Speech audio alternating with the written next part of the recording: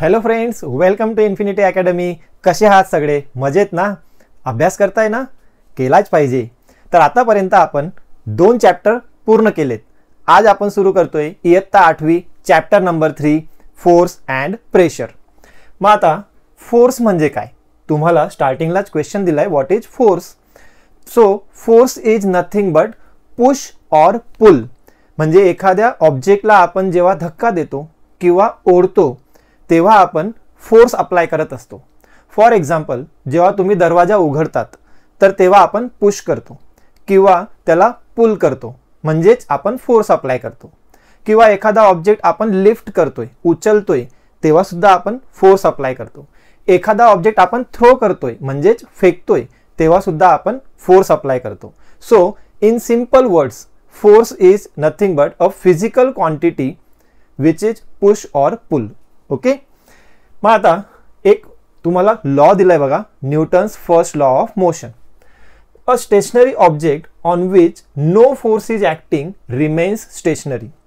मग आता जर एखादा स्टेशनरी ऑब्जेक्ट असेल, मग स्टेशनरी म्हणजे काय? तर जो स्थिर असेल, एकाच ठिकाणी असेल, त्याला आपण म्हणतो stationary or at rest. So if object is at stationary then it remains stationary. म्हणजे जर तो स्थिर असेल तर तो तसाच राहील until a force is act on it, जोपर्यंत त्याच्यावर फोर्स ऍक्ट होत नसेल. म्हणजे समजा टेबलवर एखादा बॉल आहे, मग तुम्ही जर त्याला कुठल्याही प्रकारे फोर्स अप्लाय नाही केलं, धक्का नाही दिला, काहीच केलं नाही, तर तो बॉल तसाच राहणार. म्हणजे स्टेशनरी असेल तर स्टेशनरीच राहणार. जेव्हा तुम्ही त्याला फोर्स अप्लाय करणार तेव्हाच तो मोशनमध्ये येईल. आणि जर समजा मग ऑब्जेक्ट मोशनमध्ये असेल, and object in motion continue to move with the same speed and direction when no force is acting on object. म्हणजे जर समजा ऑब्जेक्ट मोशनमध्ये असेल, जसं आता तोच बॉल जर ऑलरेडी समजा मोशनमध्ये असेल तर तो मोशनमध्येच राहील with same speed and direction. मग जर तुम्ही त्याला फोर्स अप्लाय केला, समजा आता बॉल ह्या दिशेने जात असेल आणि तुम्ही त्याच दिशेने त्याला फोर्स दिला तर तो जास्त स्पीडने पुढे जाईल, त्याची डायरेक्शन चेंज होऊ शकते. किंवा जर तो ह्या दिशेने जात असेल आणि तुम्ही अपोजिट डायरेक्शनने फोर्स अप्लाय केला तर तो ऑब्जेक्ट थांबू पण शकतो किंवा विरुद्ध दिशेत जास्त स्पीडने सुद्धा जाऊ शकतो. म्हणजे मग आता हे कोणाचे इफेक्ट आहेत? तर फोर्सचे. Okay. So in short, Newton's first law आपल्याला काय सांगते की जर ऑब्जेक्ट स्टेशनरी असेल तर तो स्टेशनरीच राहील, जर तो मोशनमध्ये असेल तर तो सेम स्पीड आणि डायरेक्शनने मोशनमध्ये राहील. कधीपर्यंत? जोपर्यंत त्याच्यावर आपण फोर्स अप्लाय करत नाही तोपर्यंत. Okay. This is Newton's first law of motion. मग आता हे झालं फोर्स बद्दल. आता लोअर स्टँडर्डमध्ये तुम्ही वेगवेगळ्या प्रकारचे फोर्सेस शिकलेले असणार. म्हणजे तुम्हाला माहिती असेल की मस्क्युलर फोर्स काय असतो, मॅग्नेटिक फोर्स काय असतो, किंवा मग आता समजा ग्रॅव्हिटेशनल फोर्स काय असतो. ही नावं आपण ऐकली आहेत, शिकलो सुद्धा आहेत. पण मग आता इथे तुम्हाला अजून त्यांना काहीतरी डिवाइड करून दिलेलं आहे, that is contact force and non contact forces. मग आता कॉन्टॅक्ट फोर्स काय असतं, नॉन कॉन्टॅक्ट फोर्स कोणाला म्हणणार, त्याबद्दल आपण थोडं आता इथे डिस्कस करूया. So first start with contact force. मग आता जसं इथे तुम्ही बघतायत बघा की जर एक कार तुम्हाला जसं इमेजमध्ये दिसतंय की कार समजा बंद पडली असेल, खराब झाली असेल, तर मग आपण काय करतो? उतरून तिला धक्का देतो. मग जसं इथे तुम्ही बघू शकता की तो व्यक्ती त्या कारला धक्का देतोय, म्हणजेच फोर्स अप्लाय करतोय.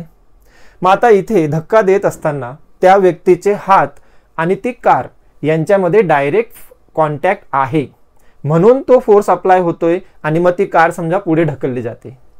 किंवा आता तुम्ही नेक्स्ट बघा की तो जो मुलगा आहे तो आता त्या डॉगला ओढतोय स्वतःकडे.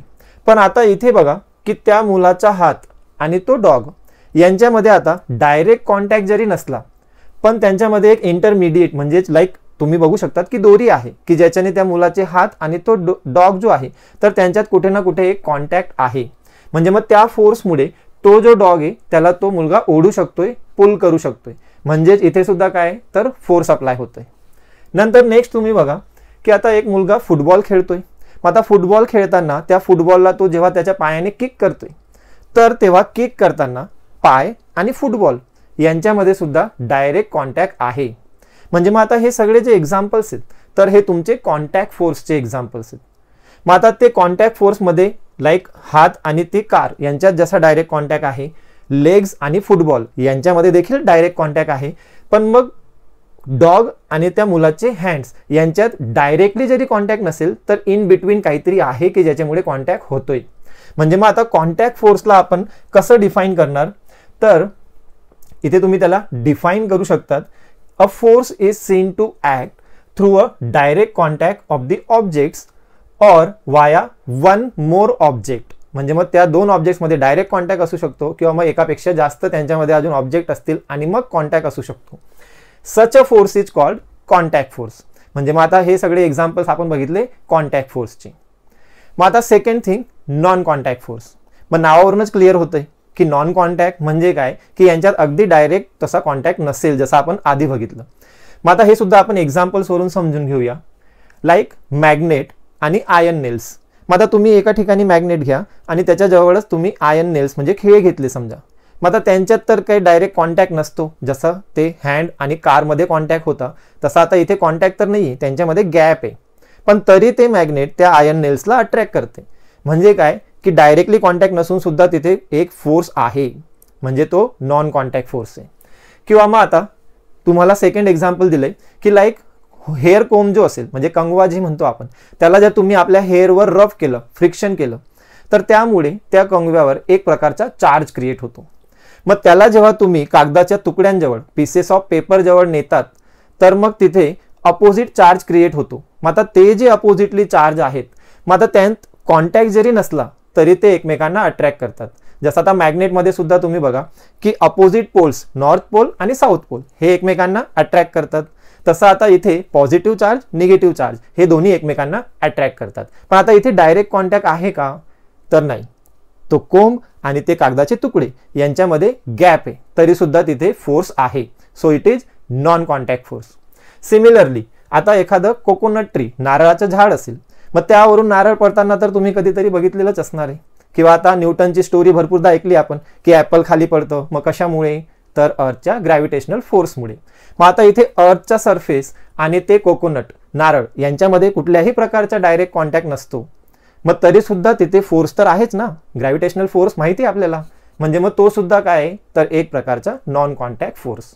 म्हणजे मग आता नॉन कॉन्टॅक्ट फोर्सला आपण कसं डिफाईन करू शकतो, किंवा तुम्हाला जर विचारलं की what is non contact force, तर मग त्याला आपण लिहू शकतो a force is applied between two objects even if the two objects are not in contact. Such a force is called non contact force. Okay, म्हणजे मग आता हे झालं contact force and non contact force बद्दल. मग आता contact force म्हटलं की कोणकोणते असू शकतात, किंवा आता आपण जे एक्झाम्पल्स बघितले तर त्यात मेनली एक आपण फोर्स बघितला, दॅट इज मस्क्युलर फोर्स. म्हणजे गाडीला धक्का देणं असेल किंवा मग त्या डॉगला पुल करणं असेल तर इथे मस्क्युलर फोर्स यूज होतोय. किंवा फुटबॉलला किक करणं असेल, तिथे सुद्धा आपले पायातले मसल्स त्यांचा फोर्स यूज होतोय. सो मस्क्युलर फोर्स हा तुमचा एक प्रकारचा कॉन्टॅक्ट फोर्स आहे. जेव्हा पण तुम्ही काहीतरी पुश करणार, लिफ्ट करणार, तर तेव्हा आपला मस्क्युलर फोर्स तिथे यूज होतो. आणि मग नॉन कॉन्टॅक्ट फोर्सचे एक्झाम्पल्स तर जसे आपण आताच बघितले, मॅग्नेटिक फोर्स असेल, इलेक्ट्रोस्टॅटिक फोर्स असेल किंवा ग्रॅव्हिटेशनल फोर्स असेल. मग आता हे सगळे तुमचे नॉन कॉन्टॅक्ट फोर्सेस. ओके, तर नेक्स्ट आता आपल्याला बघा दिलेलं आहे की जर समजा एक बॉल टेबलवर असेल, त्याला तुम्ही धक्का दिला म्हणजेच फोर्स अप्लाय केला, तर काय होईल की तो स्टेशनरी होता. मग तुम्ही फोर्स अप्लाय केला तर न्यूटन्स लॉ नुसार आता तो मोशनमध्ये येईल. पण मग असं होतं का बघा की तुम्ही त्या ऑब्जेक्टला फोर्स अप्लाय केल्यावर तो बॉल तसाच तुमचा मग कंटिन्युअस मोशनमध्ये राहील का, तर नाही. थोड्या अंतरावर जाऊन तो बॉल थांबतो. मग आता याचं रिझन काय, की तुम्ही फोर्स अप्लाय केला, मग तो मोशनमध्ये आला पण थोड्या अंतरावर थांबतोय, बिकॉज तो बॉल जेव्हा त्या टेबलवरून जात असेल तर तो टेबल आणि तो बॉल यांच्यामध्ये एक प्रकारचं घर्षण होतं, ज्याला आपण म्हणतो फ्रिक्शन. आणि मग तो जो फोर्स तिथे होईल, तयार होईल, त्याला आपण म्हणतो फ्रिक्शनल फोर्स.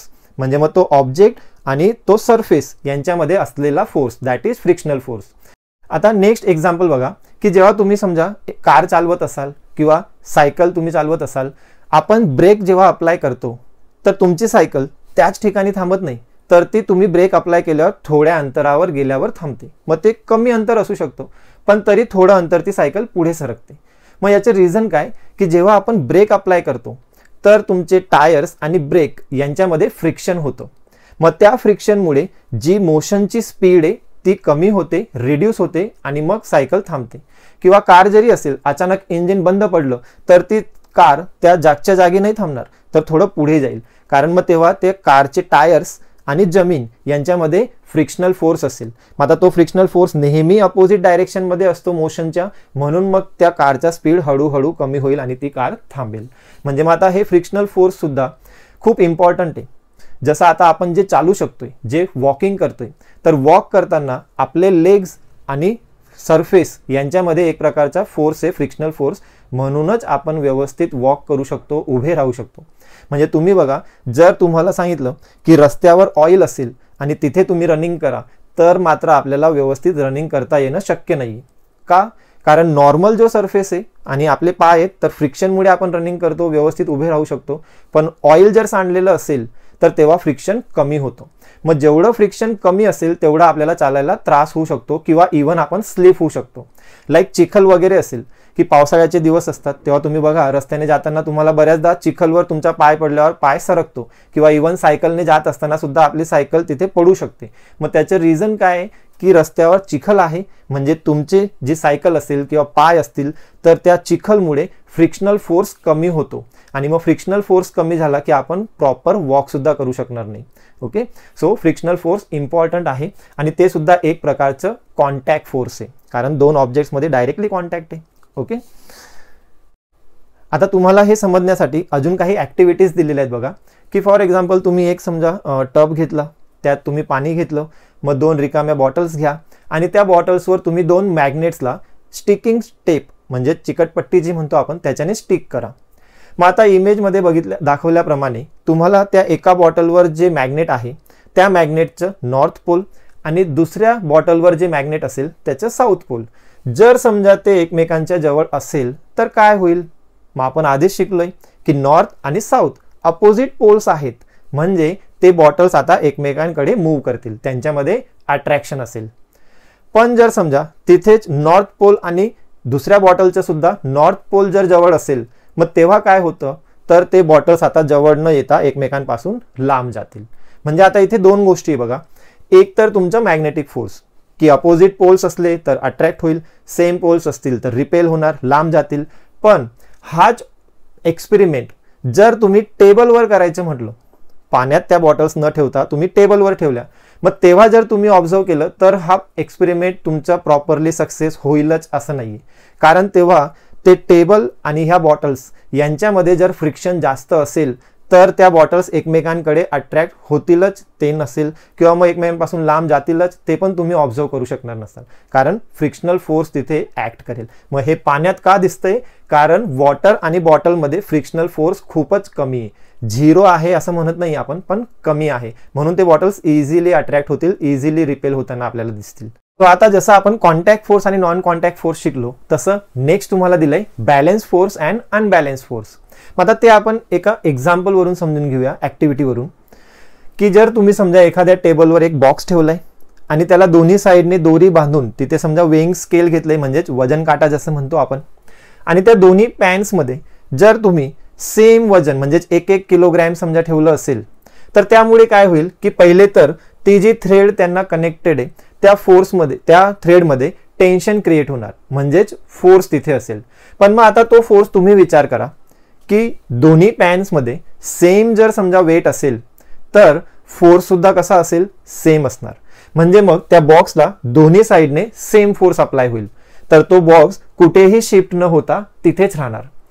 पण जर समजा मी आता एका पॅनमध्ये एकापेक्षा जास्त म्हणजेच 1-1 किलोचे समजा 2 किंवा 3 तसे युनिट घेतले आणि दुसऱ्या पॅनमध्ये समजा 1 kg असेल, म्हणजे मग आता एका पॅनमध्ये 3 kg, एका पॅनमध्ये 1 kg असेल, तर ज्या पॅनमध्ये 3 kg वेट असेल तिकडे जी दोरी असेल त्यात फोर्स जास्त असणार, आणि जिकडे 1 kg असेल त्या दोरीमध्ये कमी फोर्स असेल. म्हणजे तो बॉक्स जिकडे जास्त वेट असेल त्या साईडला आता पुल होईल, म्हणजेच तिकडे सरकायला लागेल. मग आता इथे काय होतंय बघा की एका साईडला फोर्स जास्त आहे, एका साईडला फोर्स कमी आहे. मग आता फर्स्ट कंडिशन जी आपण बघितली की जेव्हा दोन्ही साईडला फोर्सेस सेम आहेत तर त्याला आपण म्हणणार बॅलन्स फोर्स, की दोन्ही साईडला सेम फोर्स. आणि नेक्स्ट जे आपण बघितलं की एका साईडला फोर्स जास्त आहे, एका साईडला फोर्स कमी आहे, मग तेव्हा त्याला आपण म्हणणार अनबॅलन्स फोर्स. तर बॅलन्स फोर्स कोणाला म्हणू शकतो आपण? If 2 or more forces acts in opposite direction and cancels effects of each other then it is balance force. म्हणजे दोन किंवा त्यापेक्षा जास्त फोर्सेस जर एखाद्या ऑब्जेक्टवर ऍक्ट होत असतील अपोजिट डायरेक्शनने आणि ते एकमेकांचा इफेक्ट कॅन्सल करत असतील then it is balance force. And unbalance force कोणाला म्हणणार मग की if two or more forces acting on an object and does not cancels each others effect then it is unbalance force. मग आता काही अजून एक्झाम्पल्स वरून आपण समजून घेऊया.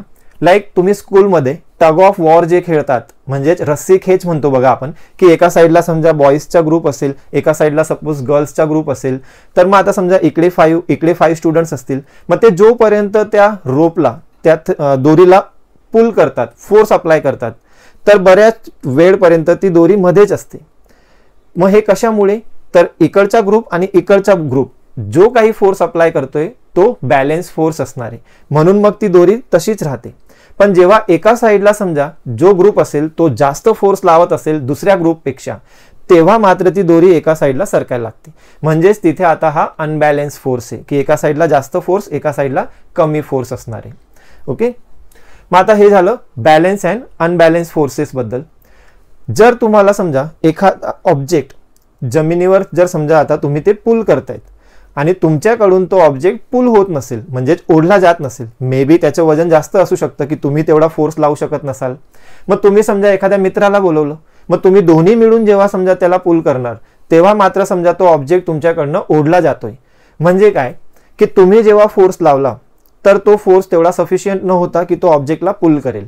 मग तुमचा मित्र आला, मग त्याने देखील फोर्स लावला, मग तुम्ही दोन्ही जण जेव्हा ते पुल करतायत तेव्हा तो पुल का होतोय, कारण तुम्ही दोघांनी अप्लाय केलेला फोर्स जो आहे तर नेट फोर्स त्या दोघांची ऍडिशन असेल. ओके, म्हणजे तुम्ही 2, 3, 4 कितीही मुलं मिळून जर समजा फोर्स लावत असणार तर जो टोटल नेट फोर्स असेल तो त्या सगळ्यांची ऍडिशन असणार.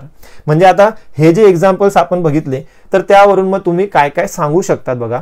If several forces are applied on an object in the same direction, a force equal to their addition acts on that object. ठीक आहे, म्हणजे त्या ऑब्जेक्टवर जेवढे पण फोर्स ऍक्ट होत असतील तर टोटल फोर्स त्या सगळ्यांची ऍडिशन असणार. नंतर if 2 forces are apply on one object in the direction opposite to each other, a force equal to their difference acts on the object.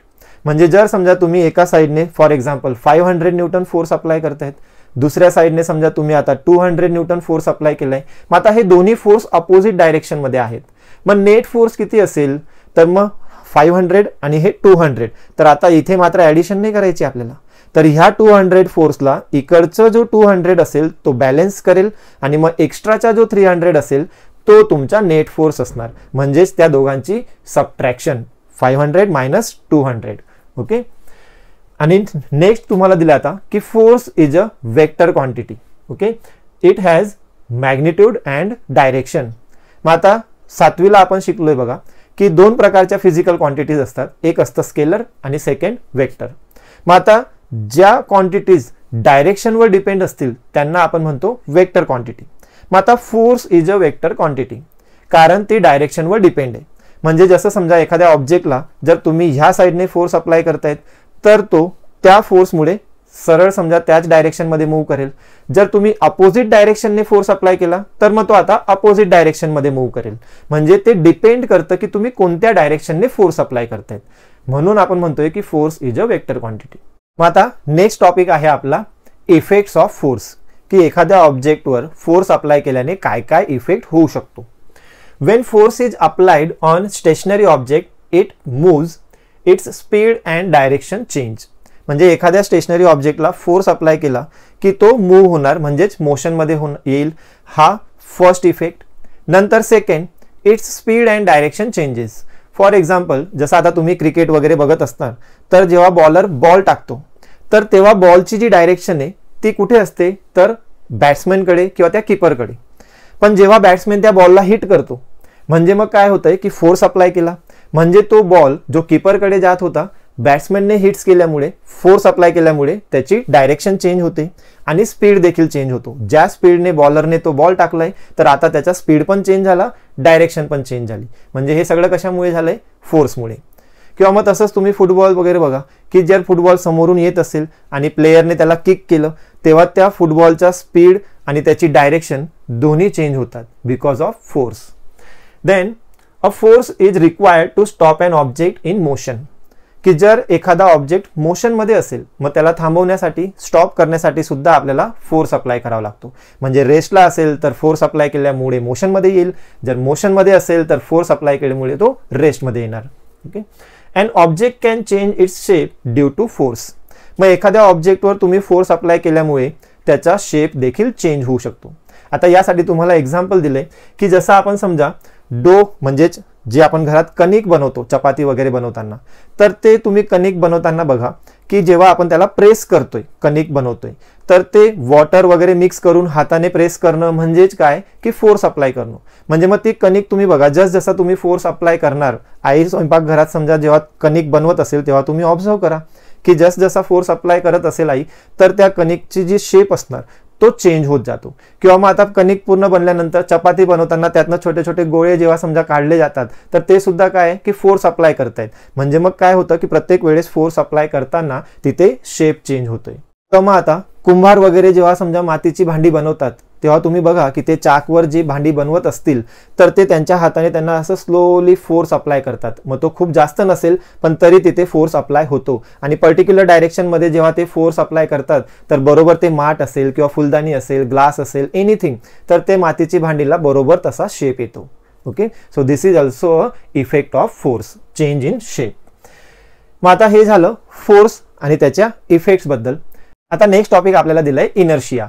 मग आता हा टॉपिक आपल्यासाठी थोडा नवीन आहे. फोर्स वगैरे त्याचे टाइप्स तुम्ही ऑलरेडी शिकलेले आहेत, पण मग इनर्शिया म्हणजे काय, तर आपण ते काही एक्झाम्पल्स वरून समजून घेऊया. जसं समजा एखाद्या ग्लासमध्ये आता पाणी भरलेलं असेल आणि त्याच्यावर एक पोस्ट कार्ड ठेवलंय. त्या पोस्ट कार्डवर 5 रुपीजचा कॉईन असेल. जर समजा तुम्ही त्या पोस्ट कार्डला प्लग केलं, म्हणजे तुमच्या हाताने समजा फोर्स अप्लाय केला, तर तुम्ही ऑब्झर्व करू शकता बघा की ते पोस्ट कार्ड तिथून फ्लाय ऑफ होणार, म्हणजे ते तिथून एक प्रकारे फेकलं जाईल. पण तो जो 5 रुपीजचा कॉईन त्या पोस्ट कार्डवर असेल तो मात्र त्या पाण्यात त्या ग्लासमध्येच पडताना तुम्हाला दिसेल. मग आता असं का, कारण तो 5 रुपीजचा कॉईन रेस्टला होता. फोर्स आपण अप्लाय केलाय त्या पोस्ट कार्डला, म्हणजे तो जो कॉईन आहे तर त्याची टेंडेन्सी असते की तो रेस्टला आहे म्हणून तो रेस्टलाच राहण्याचा ट्राय करेल. मग याला आपण म्हणतो इनर्शिया. पण मग जर समजा ऑब्जेक्ट मोशनमध्ये असेल तर काय, तर तेव्हा सुद्धा तसंच होईल की जर तो मोशनमध्ये असेल तर मोशनमध्ये राहण्याचाच ट्राय करेल. फॉर एक्झाम्पल, कार वगैरे ड्राईव्ह करताना जर समजा त्या ड्रायव्हरने सीट बेल्ट लावलेला नसेल आणि कार अगदी स्पीडमध्ये जात असेल, लाईक 100-120 km/h स्पीडने, जर समजा अचानक कुठे स्पीड ब्रेकर आला किंवा समजा कारच्या समोर अगदी कोण आलं, तर तेव्हा अचानक ड्रायव्हरला ब्रेक अप्लाय करावा लागतो. मग जर समजा त्या ड्रायव्हरने एवढ्या स्पीडमध्ये कारला अचानक ब्रेक अप्लाय केला आणि त्याने सीट बेल्ट देखील लावलेला नसेल, तर काय होईल की तुम्ही इमॅजिन करू शकतात की तो ड्रायव्हर अगदी त्या कारच्या काचा फोडून त्या कारच्या बाहेर जाऊ शकतो. मग याचे रिझन काय की कार मोशनमध्ये असताना तो ड्रायव्हर देखील मोशनमध्ये होता. मग कारचा ब्रेक अप्लाय केल्यावर काय होतंय की ती बॉडी, ड्रायव्हर जो आहे तर ती मोशनमध्ये, पण कारचा ब्रेक अप्लाय केला तरी सुद्धा तो ड्रायव्हर जो असेल त्याची बॉडी मोशनमध्ये राहण्याचाच ट्राय करेल. ओके. म्हणजे जर ऑब्जेक्ट रेस्टला असेल तर तो रेस्टलाच राहील, जर मोशनमध्ये असेल तर मोशनमध्येच राहण्याचा ट्राय करेल. मग त्याला आपण म्हणतो इनर्शिया. तर त्याला आपण डिफाईन करू शकतो, the tendency of an object to remain in its existing state is called its inertia. म्हणजे त्या ऑब्जेक्टची जी स्टेट असेल, एक्झिस्टिंग स्टेट, तर तो त्या स्टेटमध्ये राहण्याची त्याची tendency. This is why an object in stationary state remains in the same state and an object in motion remains in the state of motion in the absence of external force. म्हणजे जे तुम्हाला मगाशी बोललो तेच इथे explain केले. रेस्टला असेल तर तो रेस्टलाच राहील, मोशनमध्ये असेल तर मोशनमध्येच राहण्याचा ट्राय करणार. That is inertia. तर इनर्शियाचे सुद्धा काही टाइप्स आहेत.